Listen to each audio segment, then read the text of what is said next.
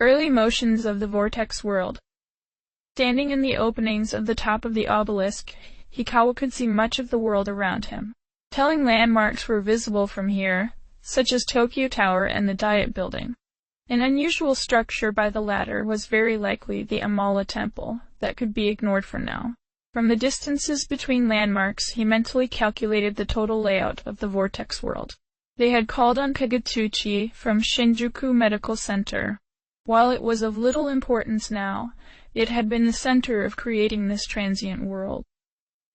Excellent, he mumbled to himself on reviewing the numbers. All the properties that he had bought up and prepared for the conception should be within the vortex world now. In the state this world was in, the building should still be acknowledged as his property even if the government that made it so was gone. Commander Hikawa, Atropos said respectfully. We've completed a survey of the obelisk as you requested. And what did you find? He asked, barely turning his head towards her. None of the vital pieces are here, as you thought, she replied. There are a few useful items around, gems, beads, basic traditional remedies. There was also this spyglass, Clotho said, offering a small telescope. The design and size were like an opera-looking glass, something that wouldn't have great visual range. It's enchanted to reveal the capabilities of demons seen through it. It's useless for me, but keep it hidden, Hikawa said. There are those who would benefit greatly from such a basic utility. We had some ideas of what traps to place here, Atropos said. After discussing what could be done, he left them to reworking the tower. Yuko was sitting by the pillar in the center, seemingly asleep. She wouldn't be waking up until he let her. When she'd gone into her trance, it took no time for the red particles of Megatsui to get drawn right to her. The maiden would naturally have the highest magnetism for that vital energy. While his role allowed him greater control, he still needed to find other ways to draw it to him. Tell me now, where are the pieces we are looking for? Hikawa ordered as he stood over her. Yuko's head shifted, her eyes remained closed. The stone keys are within Kagutsuchi's possession, for it to grant to reasons that successfully manifest. The key to the Amala Temple lies within the Amala network. Only one who is willing to risk total engulfment of the network can retrieve it. Something to lure one of the children into doing, he said. He knew how the Amala drums worked, and some about the network. Of what he did know, he could tell that trying to learn more was dangerous to the human mind. It would be akin to reading the thoughts of an omniscient god. The Yahirono Himoroji lies within the communications tower of Yoyogi Park. It has not yet been found, but there is already a battle to claim what remains of the park. It is only a matter of time before it is discovered. It will then be a gift for whichever clan of demons claims the area. As long as we know it's there, that can wait until things settle down, Hikawa said. The Himoroji was what would trigger the final rituals of the vortex world. The main advantage in having possession of it would be the ability to begin the end. The divine messenger is an angel bearing a trumpet, Yuko said. 2 such angels have come to this vortex world. Choose not the one of deathly revelation, choose the one of living revelation. I didn't ask for riddles, he said. That is all Kagutsuchi will reveal on the matter of the divine messenger, she said. Hikawa tapped his foot. That was worrisome. Like the Himoroji was key to the final rituals, the messenger was key to the middle rituals. Until the divine messenger was found and asked to begin, the gods could not be called upon to approve of a reason and protect its bearer.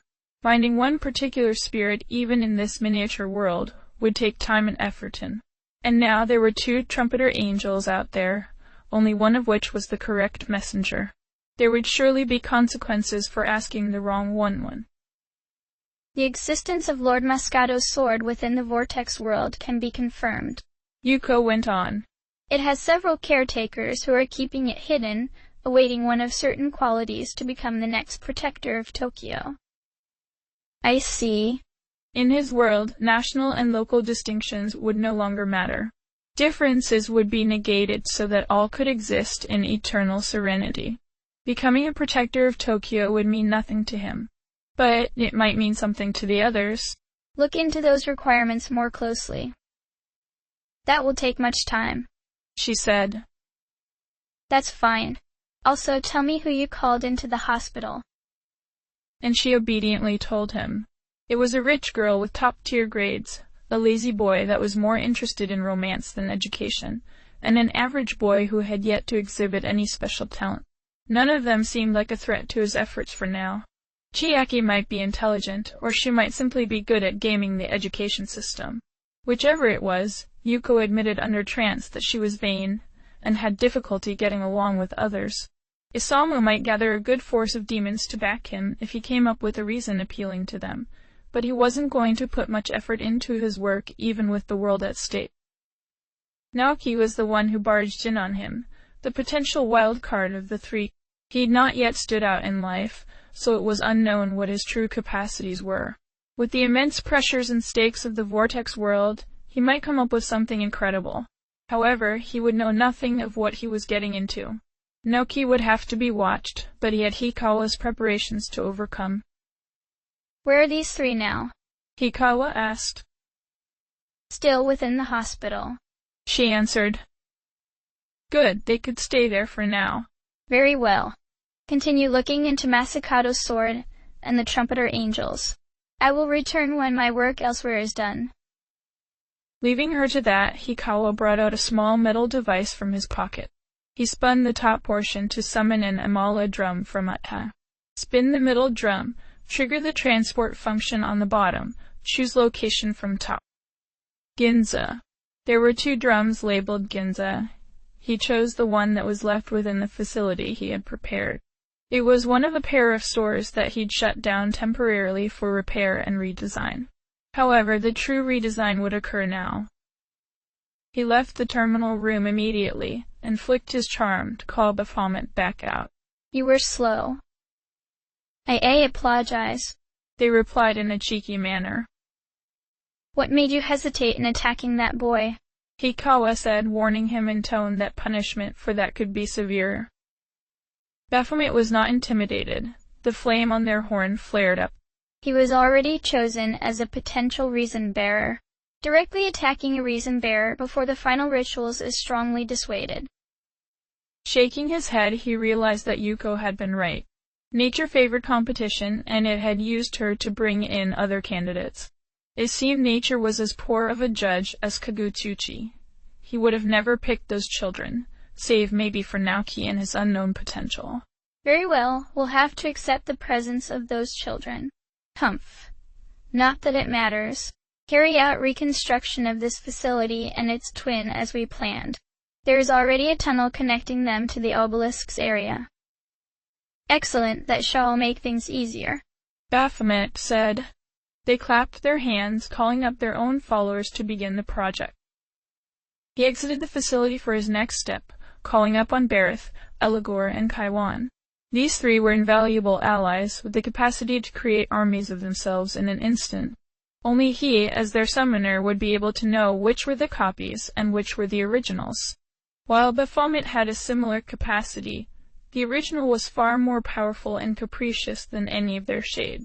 Barith, Eligor, and Kaiwan, even in their copies, were obedient to those who they respected. With you 3 as my generals, I hereby bring the assembly of Nihilo into action, Hikawa said. The 2 horsemen respectfully bowed, to that while Kaiwan twirled his star body. I will be working here on vital projects. Kaiwan, you are to spread rumors about us so that information is mixed. It should definitely be known that we aim to build a world of stillness and serenity, and that we hold the Maiden of Creation. Any other plans may be distorted or lied about. It will be fun to do so, Kaiwan said, making its own bow.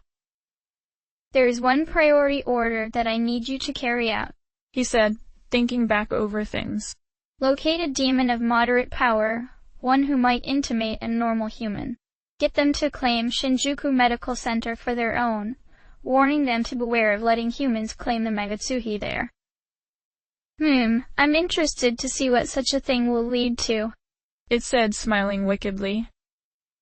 Barith and Eligor, I want you to scout out the Vortex world. Gather information on what other groups are gathering, especially any individual demons that are of great power.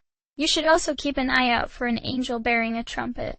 That is supposed to be the divine messenger, but there is a false messenger as well. Yes, Commander, the both of them said. I will call you back when I am ready to give you your next orders, Hikawa said, waving them off. Now, go. Kaiwan transformed into a shining spot and flew away, while the two horsemen rode off in separate directions. The next demon he called on was Os. The leopard man nodded to him. Yes, Commander? You're to stick with me as my guardian, he said. I was lucky that Kagutsuchi decided I had sufficient assistance, and I do not want to give it any space to decide on sending one of its servants to watch over me. As you wish, Os said. He was an excellent choice, as he knew it wasn't his job to think. His job was to obey and protect. He was far better than any human bodyguard in that regards, although it had been too costly to use him as an actual bodyguard in the former world. In the Vortex world, demons could sustain themselves. Nilo might start slow with only his demons serving him, and he might dismiss Baphomet for their cheekiness once the reconstruction projects were done. But once it got going, it would be impossible to stop. Not even the potential demi-fiend was a threat. Of the once pleasant and beautiful Yoyogi Park, only a handful of suffering trees had survived the conception. Most of the park was now the partially built communication tower, not even at an impressive height. However, there were a number of advantages to this location. The construction company had left behind many freestanding walls, sliding doors, barricades, raised platforms, unattached catwalks, and tools. It was the perfect material for creating a fun modern maze. There was boisterous cheering and dancing now. Magical sparkles filled the air and musicians were already competing for a celebratory song. For a few moments, a small figure with regal butterfly wings basked in that joy. It was a difficult time and many had died on both sides. But they should be safe now, finding what enjoyment they could in this chaotic world. And if there was a human who matched their ideals and would let them thrive in the new world, there was a good amount of Magatsu here to bargain with. Although the chaos here was fun, it would be better made official. Oberon flew upward, accompanied by the sound of trumpets that weren't there. It quieted the crowd of fairies for a moment. My people, listen for a while. It has been a true struggle to obtain this new homeland, what with the foul and vile clans making an unlikely alliance against us. But we have proven victorious. I now declare Yoyogi Park to be exclusive to the fairy clan. Everyone cheered to that, bouncing and twirling. Some shouts came already with suggestions for celebration, a feast, a pageant, a dance. No yet, there were some more things to say.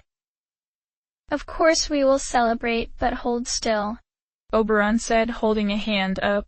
With all demons free to run around in this world, we must take some cautions. Guards will be assigned to the doors so that only fairies may enter. A maze will be constructed to confound any that try sneaking by. Of course you all are free to leave the park, and will be welcomed back warmly at any time.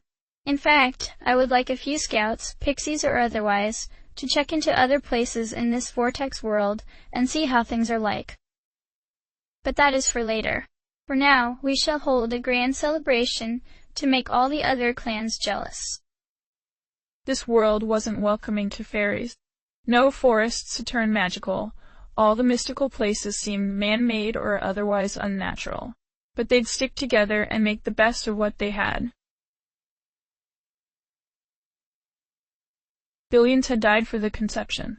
Most of their souls faded away into Magatsuhi, mindlessly drifting through the vortex world searching for something. But even with the instantaneous obliteration, many were unsettled enough to keep themselves together with questions and memories.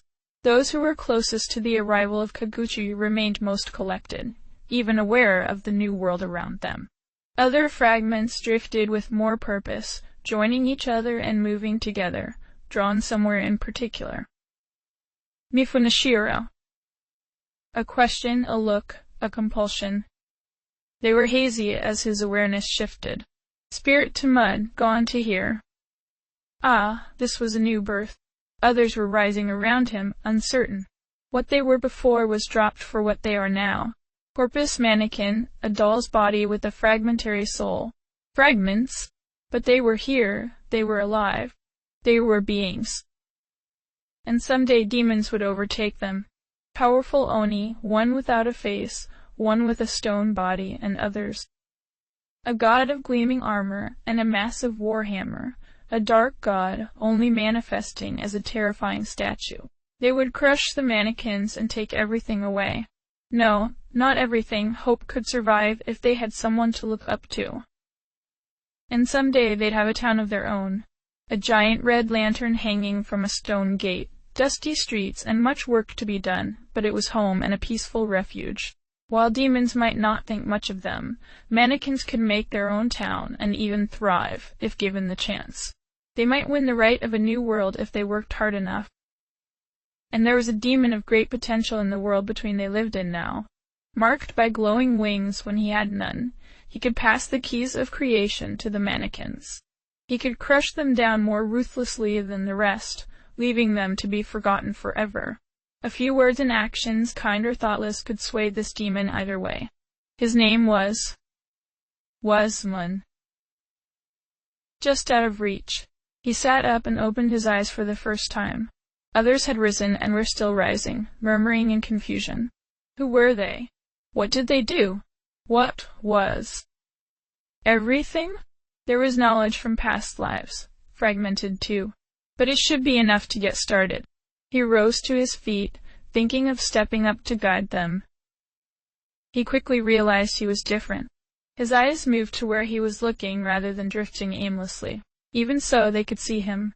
When he met one of the others eye to eye, he knew this one was different too. He felt uneasy, and when his eyes closed, that mannequin brutally attacked his kin, slicing off their flesh while they lay dying. What are you looking at? The other asked harshly. You are dangerous, he said, looking back at him. Don't talk down at me. He sneered and produced a long knife from nowhere. Something seemed familiar about this. While other mannequins stumbled or hurried away, he stood his ground as the dangerous one rushed at him and brought the knife to bear. Motions came to him: strike his arm to stop that attack, punch him in the gut to make him double over. Their bodies weren't the same, and the latter strike only made him fumble a bit. But the dangerous one did back off. Damn you! Leave the rest of us be, he warned. Humph, I'll get you someday, jerk. He jumped back, his whole body shaking when he landed. Don't forget it. My name is Sakahagi, and I will cut down any of you who gets in my way. He ran out. Thankfully, the others moved aside so he wouldn't try attacking them too. Don't be afraid of him, he said to calm the others. They all looked to him immediately as someone who seemed to have control of the situation. He didn't understand it entirely either, but it seemed he understood more than the rest. I don't believe he'll attack a group, so we simply need to stick together. What do we do? One of the children asked. Who are we? We are the mannequins, he said. I'm Futomimi. If you have names, you should know them. If not, don't mind it, names can be found in. As for what we should do, images came to his mind. He put his right hand to his ear to brace himself to keep speaking. There is a town at the end of this cave. This place, Mifunashiro, is a holy place. We should treat it as such. We can live in the town. But I must warn you, we live in a dangerous world. There are demons out there who would like to capture and enslave Ulus. I know not why or how yet, I must. The knowledge was there. Meditate on what is to be, to know how to advise you. Still, be careful, let's stick together and work as one people, for that is what we mannequins are. There may be bad times ahead, but keep hope in your hearts, and we will find a way to thrive even here. And with nothing more, Futomimi was the leader of the mannequins. They walked with him out of the cave that birthed them in order to find their new life. His words reached deeper into the Amala universe. Old gods, forgotten gods, beings that might be gods, they saw each new arrival as a new chance for vindication. Keep hope in your hearts. There was a people who would struggle with little more than hope at their side. One being clasped those words and sought harder to reach the one who spoke them. Or another in that world, all that was needed was someone to listen. Chiaki stayed in the hospital. It couldn't be said how many days. There were no days now. Instead, there was the star Kagutsuchi hanging overhead, fading in and out like a rapid moon. It felt far too fast for a day. She slept when she felt like it and ate the same way. Persephone somehow got her food and drinks, being capable of producing anything she liked. Still, it might have been better if she had to worry about getting things to eat or drink. It would be something to take her mind off of what was going on. She'd cried a lot, gotten angry but wasn't sure who to get angry with though. One time she had tried fighting one of the demons there out of frustration. The Shikigami should have torn like the paper it was, but she couldn't even dent it. It had given her a nasty shock and Persephone had to bail her out before she died. I want out of this hospital, she said. Sleeping in these patient beds, staring at the sterile neutral walls, reading those posted papers over and over. It was driving her nuts. We can go any time you like, Persephone said. Just have to walk out the door. There are stronger demons out there, but I will protect you. Technically, she didn't need anyone's permission to do so. It was a liberating feeling, one that Chiaki was trying to bat down as it wasn't right. Realizing that, she got up and shrugged. Right, it just feels better to declare it. I'd better tell Isamu at least. It's strange that we can't find Naoki. I know he was here. She had a good idea of where Isamu would be, and she was right. After a few days, meaning the times between when they slept, he'd started hanging out in the basement with a weird object. Chiaki assumed it was some part of a computer, strangely designed like a barrel with 3 spinning sections. Glowing characters were all over it, some recognizable but most not. Apparently the characters could change as well. Isamu was there with Pascal, reading one of the laptops connected to the thing. Oh hey, wanna hear what I found out about the drum now? You mean this thing? Chiaki asked. She nearly said not really. But he jumped in first. It goes by several names, including Amala Drum and Terminal. If you know how to use it properly, you can find out anything in the universe, and I mean anything. But the guy who was last making notes on this didn't crack it that far. I've got a good headway into it, trying to figure out how to summon one anywhere because that's a major part in making them more usable. I did figure out how to get the terminal to send a user to another terminal, like Zappo, instant. This thing can transport people? Chiaki asked. That was a good thing to know. Of course, Persephone said. The terminals could be vital in moving around. Isamu swung the chair around to touch the terminal. Yeah, and it's pretty simple too. You gotta find the sort of menu down here. He moved the bottom ring, finding a kanji for movement. That's the symbol. Get the middle ring spinning good. Touch this to let it know you want to go somewhere, and then find your target location on the top ring.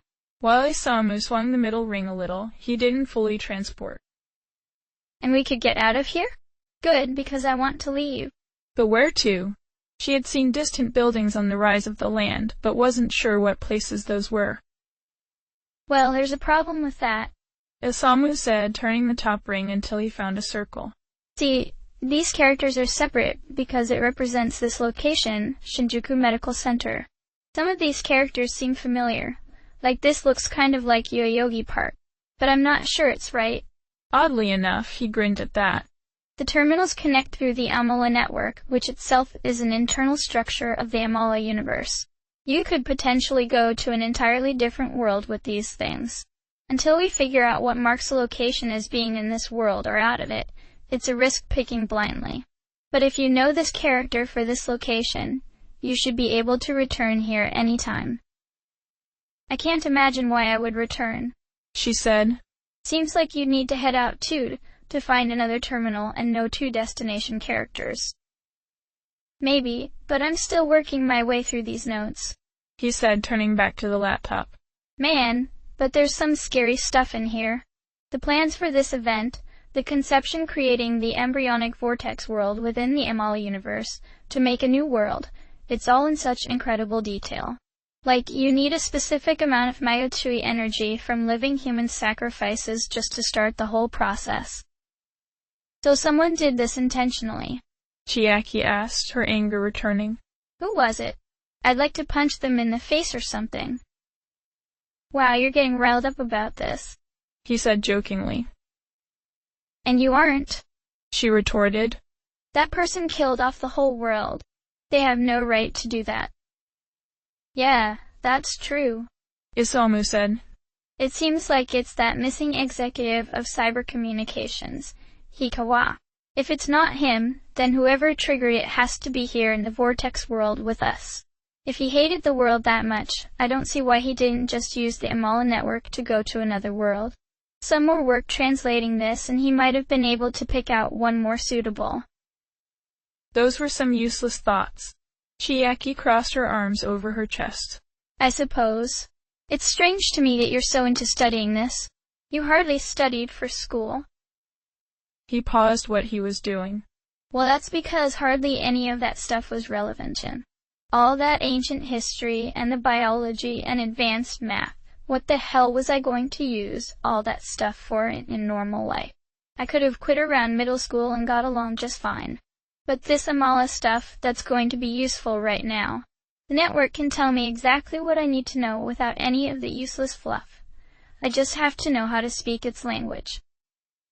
Sure, you could have dropped out if you were fine with working low-end jobs and struggling to get by the rest of your life.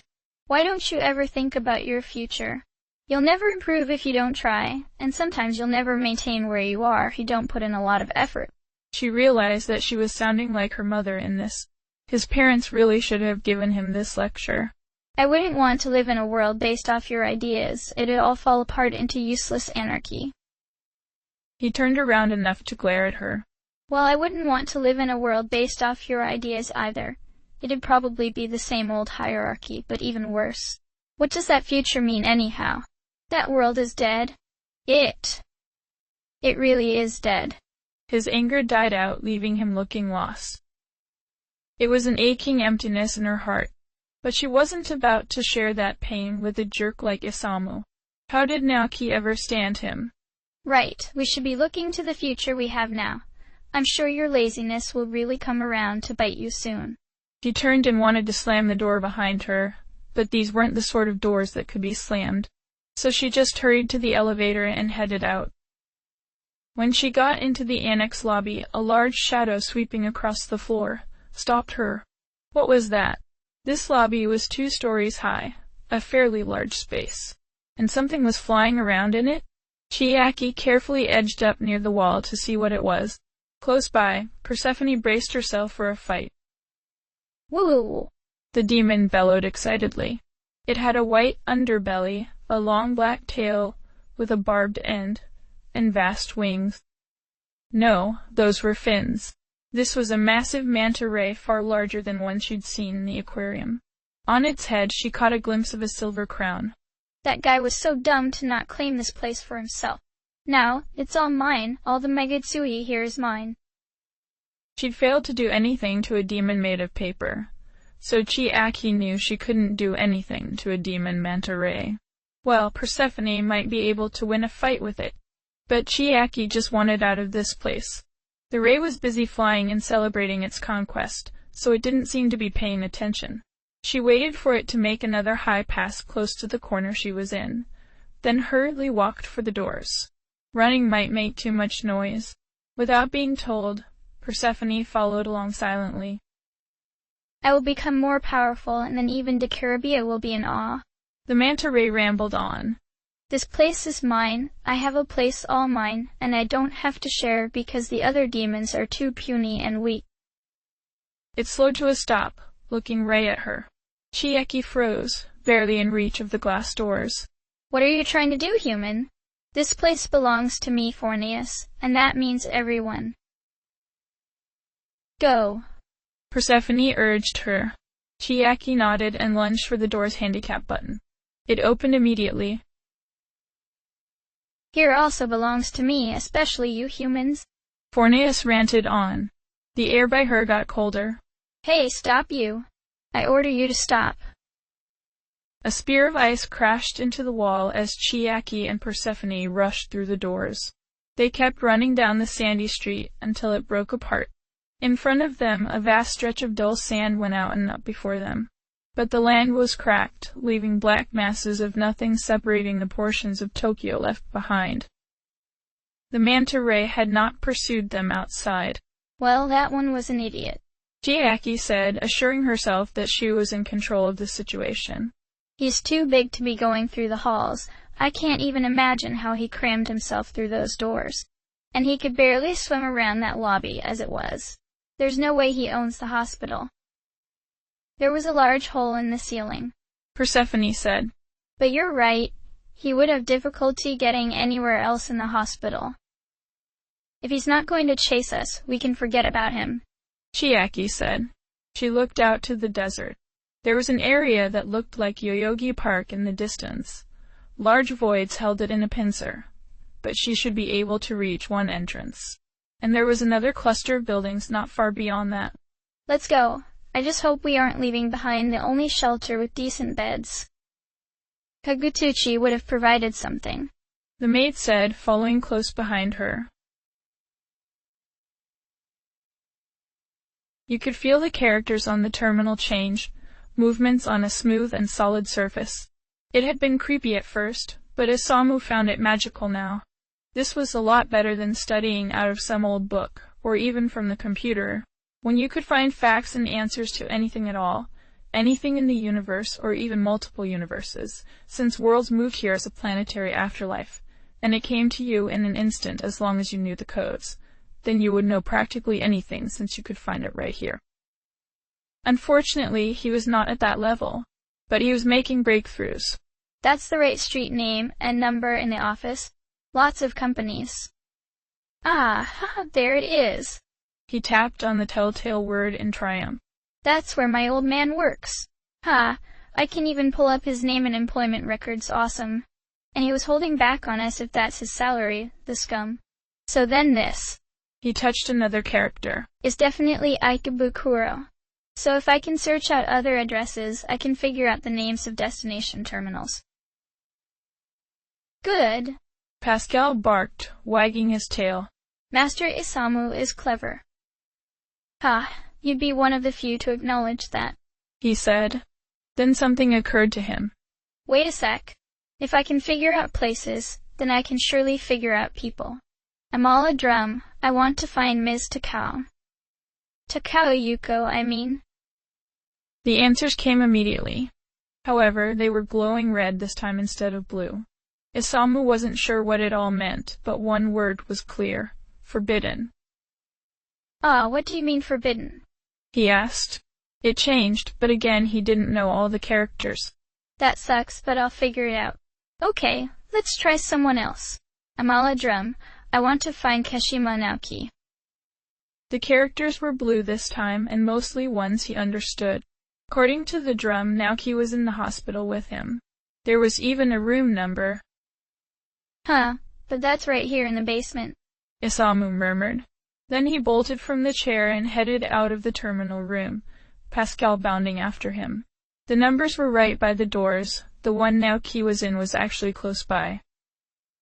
Right across the hall, or very nearly so. The door obediently slid aside, and he went into. Wasn't this a morgue? There were 2 walls of drawers that looked the right size to hold bodies for later examinations. 2 beds were sitting in here, but he hadn't dared sleep in this morgue. Not just the idea of the place, but there were large bloodstains on one bed and the floor. No matter how he looked at it, there was no one alive in here, aside from himself and his dog. Isamu took off his hat for a moment. Damn it, that means I'm stuck here with Miss Blueblood Chiaki, whatever nut killed the world, and Ms. Takao. But I didn't see him that long before the earthquake. Who the hell had the time to kill Naoki and put his body away? He shook his head and put his hat back on. Oh, whatever. I know everyone else is gone too. Hey man, you just be at peace. I'll get to Ms. Takao and rescue her from the nutcase. Yeah, you can trust me on that. After giving a respectful bow, Isamu left. He could detach the laptop he had been using from the terminal, then take it when he made a test transport to Ibukuro. He'd keep decrypting it until he could understand that forbidden message and get around Ida. While there was so much lost, he felt like he had gained something invaluable that could be his alone. When the morgue's door shut, the red glow of Magutsui filled the room. Magutsui? A bony violet hand knocked on the door. Open me, open. The door remained firmly shut. The Preta dropped his head to his chest, making his earrings clatter. Such tasty Magutsui was behind this door, he could smell it. And so much. It would be an incredible feast even if he invited other Pretas to join him. But if the door was locked, the door was locked. He scuttled off across the basement floor, sniffing out where else Magutsui could be. There was a scent here of a human. There had been some humans here, more than one, but he couldn't count. But the humans had strong demons at their sides, keeping the Preta from getting Magutsui straight from the humans. Fresh Magutsui would be amazing. Preta never got fresh. With the idea tempting, he reached up to knock at another door. Happily, it moved aside for him. But there was no human here, nor a stronger demon, thank goodness. The terminal thing was spinning, its glow fading. There was a bit of Magutsui here at the floor. Pretty fresh at that. When the Priya clasped that tasty energy, he found he also clasped something physical, a little plastic square. The Magutsui was attached to that. Was it important? He didn't know what it was. And then something dark whispered to him. Something so powerful that he knew from deep within his gut that this being could crush him with just a pinky finger. Little Preta, you have found a key. You know that big bully of this place? You can lock him out securely with that key so that you and your Preta friends can have all the Magutsui of this part to yourselves. Ma Magutsui mine. He looked at the plastic key in wonder. That's right. And there was information suddenly in mind how to use the key. It's very important, you know. And since it is so important, I'll give you a little warning. The previously kindly voice turned stern. Stay out of this basement. Otherwise, many deaths were waiting. The Preta froze at the warning. But all that tasty Magutsui in the other room. But then he would rather taunt the big fish bully than face whatever was talking to him. Yes, no basement. Go up. Lock door. Good. Thank person. You're welcome. It said, kind enough to chuckle, maybe even pat his head. Oh no, what am I supposed to do now? Her white wings were a blur as she searched the halls. Those stupid Pretas. How did they lock that door? They can barely speak, there's no way. But, somehow, there was a way because the door in the glass hallway was locked now, and the Preta had the pass card thingy. And the only ways out of this bland building were in the other part. Not that a pixie needed doors. She could get herself out through any hole. Even a crack if she could get her body through it without hurting her wings. But she'd not seen any holes in this part. No way out. The pixie knew she could take out one Preta on her own. A bit of magic and zap, they were in trouble. But a Preta with the pass was hanging out with a group of his buddies. Maybe she could pester one of the other demons to help her out. The others seemed contented to stay, for some reason. She might be able to convince a Huapo to have some fun with her, but she'd only seen them in the other part playing with each other's hair. And they'd made fun of her own short hair, the stupid Jurai. Maybe through the basement?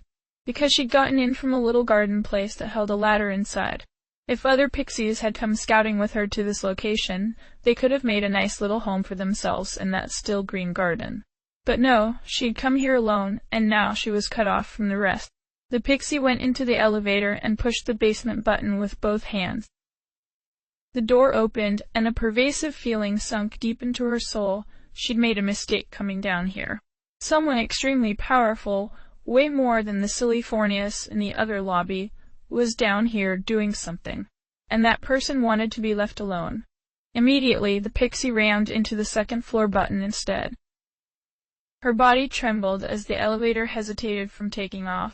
She hoped she wasn't noticed. She hoped she wasn't noticed. She could barely hear someone. Come. Demi.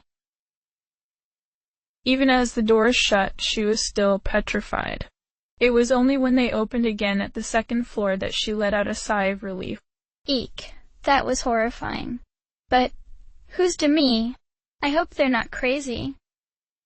Well, it seemed she was stuck here. She couldn't get to the other side of the building, and she couldn't go in the basement. Maybe there was a way to trick the priestess into coming at her alone. That could be fun, but her nerves were still frazzled. Maybe it was better to find a stronger demon and get them to fight the priestess for her. She had seen some shikigami around. They were usually easy to flatter into helping out. Even if it was best that she not be concerned, she still wondered who was in the basement doing what. End of chapter.